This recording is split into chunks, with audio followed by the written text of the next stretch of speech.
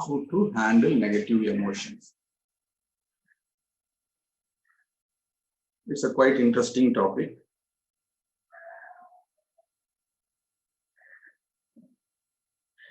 Because everyone is trying to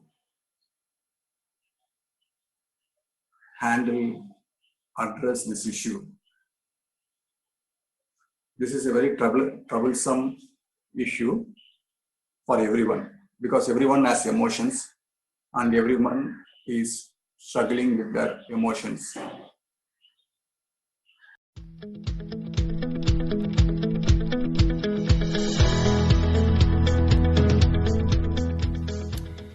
Have you ever noticed how easy it is to get pulled into a struggle with your own thoughts and feelings?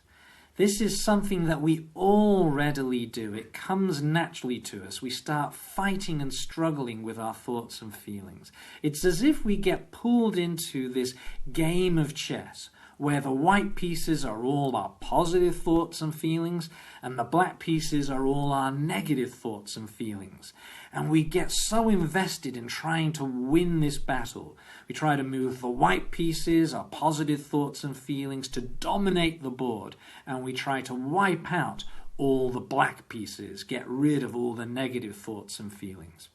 But there are at least two problems with going through life this way. Firstly, there's an infinite number of white and black pieces. So this battle is never won. It's ongoing forever. The other problem is that white pieces actually attract black pieces. You move the white piece, I'm a good friend, it attracts the black piece, no you're not, what about the time you did that? You move the white piece, I accept myself, it attracts the black piece, no you don't. What about your thighs? What about your stretch marks? What about your pot belly? So what about if we could learn how to be like the board? The board is not involved in the battle. The board is intimate contact with the pieces, it holds the pieces, but it's not fighting.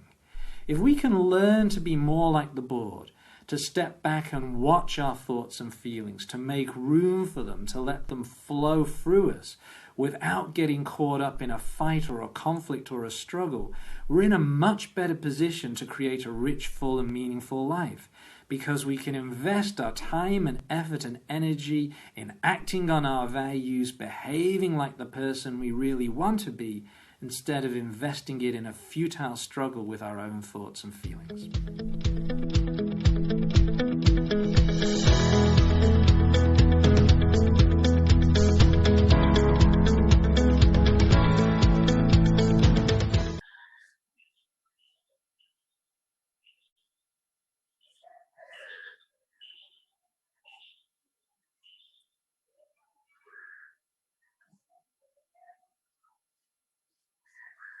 So, for example, if I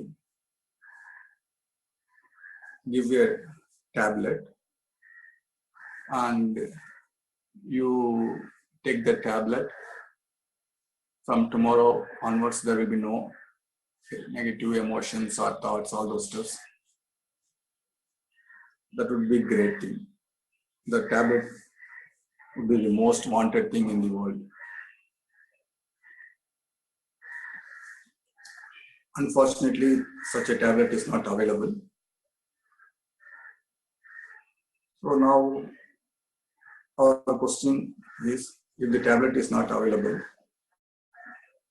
what to do with these emotions, these negative thoughts that is capturing our head, torturing our head, producing a lot of chemicals in our body, stress in our day-to-day life, all those stuff.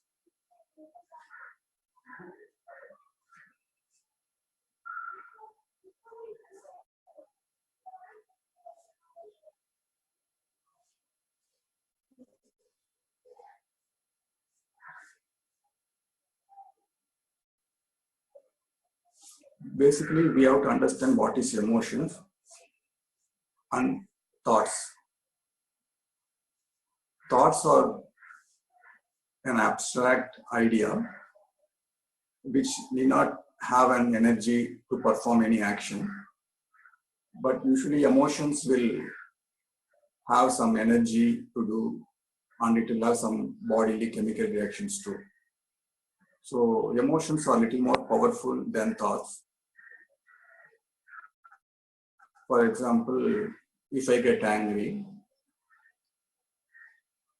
what happens is I feel some irritation feeling in me and some bubbling energy that comes in my body and constitute and occupies my whole body, and it wants to move forward.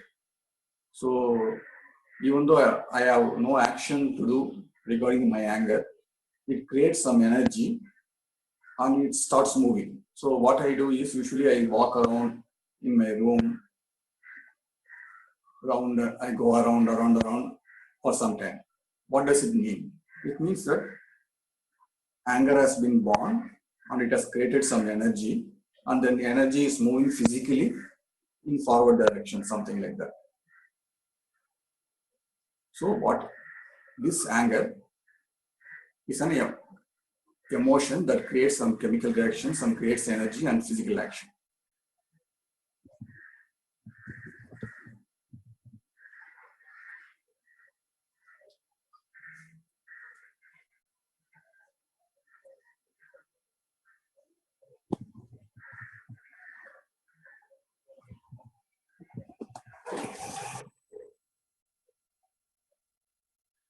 So any emotion that is created in our body will have some inducing forward movement actions.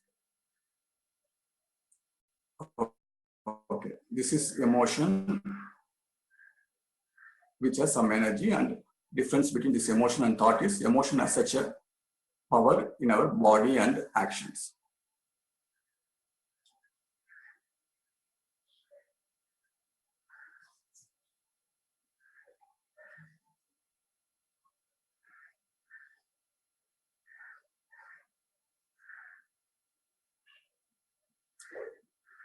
So what we need to know about emotions?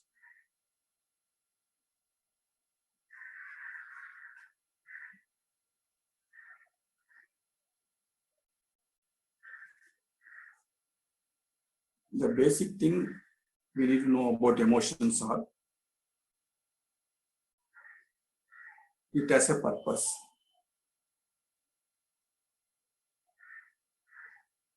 So what is the purpose? We can understand that positive emotion has a purpose. But what these negative emotions has? Does it have any purpose? If it is having some purpose, why is creating such uncomfortable, uneasy feeling in me?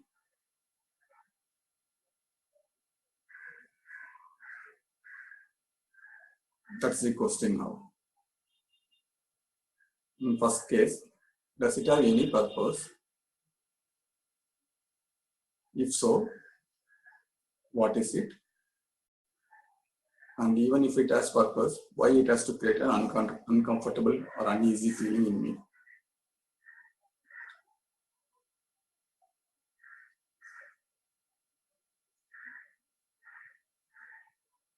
For example, if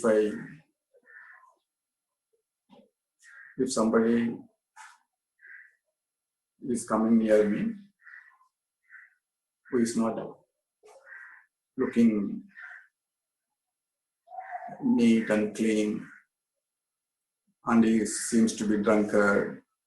So when he comes near me, usually what I feel is a disgust feeling that arises in my mind, that I should avoid that person who is drunk and not clean, who may use some unwanted words. So that person, when he comes near me, I get a disgust feeling.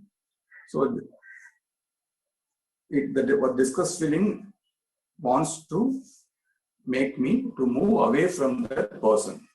So this is the disgust feeling coming in me, asking me to move away from the unwanted object. For example, if that person comes and I don't have a disgust feeling within me, what will happen? He will come and hear me. He may make some dirty things around me and even scold me or even take some money from my pocket. So what happens is, if I don't have a disgust feeling, I will be simply sitting here, allowing to do whatever that person want to do. So unless I have a disgust feeling to move away from that person, I will not have the energy and intention to move away from that person. So even the disgust feeling has a purpose and it fulfills that purpose. So is the case with anger, so is the case with lust, so is the case with love, so is the case with compassion and all other emotions, fear, everything has a purpose, whether it is positive or negative. Irrespective of that, we have an emotional system where certain feelings are designed to move towards that object by creating a positive energy, and certain emotions are created to move away from that object. You should have a repulsion. Some emotions are helping to move towards that object, and some emotions are allows us to move away from the object. So it is something like in a car we have an accelerator and brake. We may think why we do have to have a brake in a car. The car is designed to move forward to go to certain place. So we should have only accelerator. If you think logically, that's the right thing. I am in Chennai, I want to go to Bangalore. So what happened? What should be there is, I should have an accelerator, I should press the accelerator, I should go to Bangalore. What is this brake for? Brake is something to stop. But I want to go to Bangalore. Why I have a certain system that stops me? This is the same case with our emotional system. If we think superficially, we may think that negative emotions are something like the one which is not needed, which inhibits us, which creates uncomfortable in us, which should be thrown away. So the primary purpose of the emotional system is to guide us, either to asking us to move forward or asking us to hold back. Everybody has a brain. Today we're going to be talking about intrusive thoughts. That's a broad term for stuff that you don't like that pops into your head.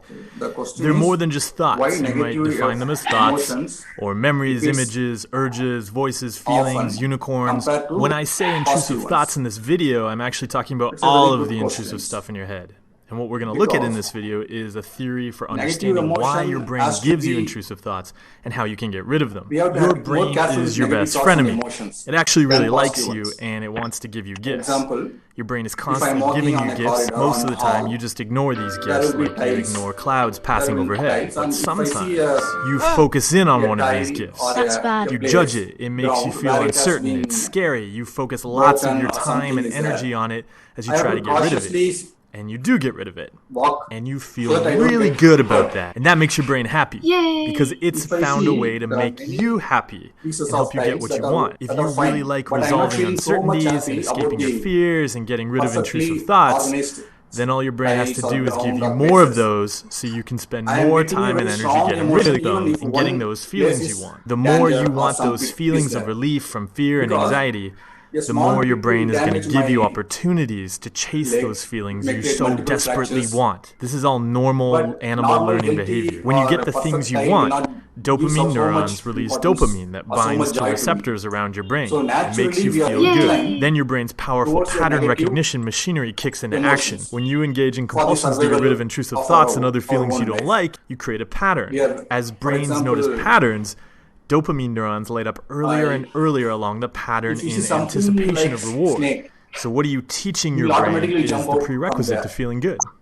experiencing intrusive thoughts, feeling bad, and engaging in compulsions. So it gives you more of them. If you really want to get rid of the intrusive thoughts, stop trying to get rid of them. Break the pattern. If you react to an intrusive thought with a coping, a checking, or controlling compulsion, then you're training your brain to have that thought more. But our brains are very economical. They don't waste time throwing stuff at us that we don't engage with. If you accept the stuff in your head as stuff in your head and you stick to your values and you do healthy things, your brain is going to stop throwing that stuff at you. You are not a dog. You don't have to chase every stick your brain throws at you. If you stop chasing the sticks, your brain will stop throwing them. It's okay to have stuff in your head you don't like. You can have thoughts and memories and urges and voices and images and fears and anything you don't like. You can have all of that bouncing around up there, and you can do healthy things that align with your values, that help you be healthy and happy over the long term and reach your goals in life. Let your brain think what it wants to think and take it along for the ride as you achieve your goals in life, and you show your brain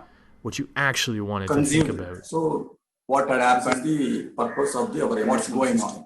So, but it creates some, without memory we can't understand anything. So everything has a connection with past in that sense. Let it serve the purpose. What I am trying, trying to tell here, but through presence, you be aware of your presence. It serves some purpose. Why it has to actually create, usually what we uneasiness do as well as. As soon as a negative emotion comes, our default attitude, intention is, then we will see how uneasiness, fearful things comes.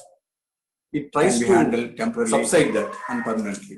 So in order to default about our temporary solution, stop this default action, I am trying to right now create a presence so that if you are present, you will not stop.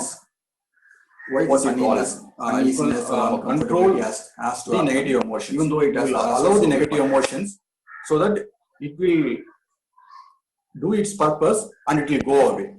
You don't intervene in this action of this emotion. So in order not to intervene, I am asking you to be present. For example, that's what I am saying. In Tamil tradition, they say, "Summa iru." You did not do anything. What that means is hurts me, or usually our tendency is to do something with our emotions. So don't do anything with our emotions. All that you need to do is physical action. But all if you want to do, read this emotion and go out and do physical action. So our intellect should be transferred to act upon this emotion in the mind. To indicate that point, we will not act. Stress on any pain, emphasize on the presence of this intellect as without doing anything. Let it be there. There is no issue. I will leave it as. But the pain in the physical body has to create a pain in the mind. So only I can feel the pain in the mind. I will act upon the thing to be done. For in this case, I have to throw this thorns away from my body.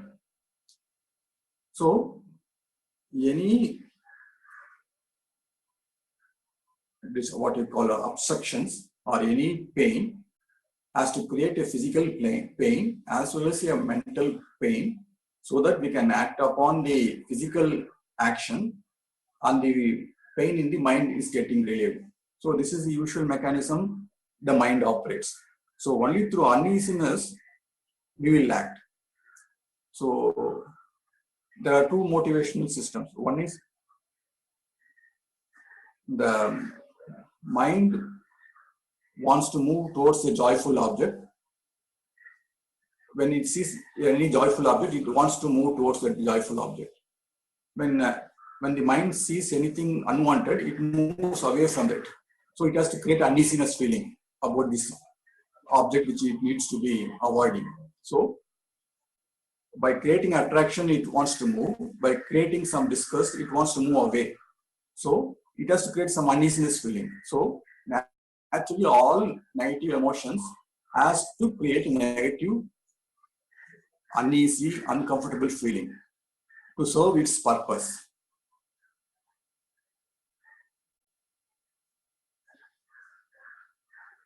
So we saw all negative emotions as a purpose, and all negative emotions are by nature uneasy and uncomfortable. Okay. So this is the basic idea about emotions, all those stuff.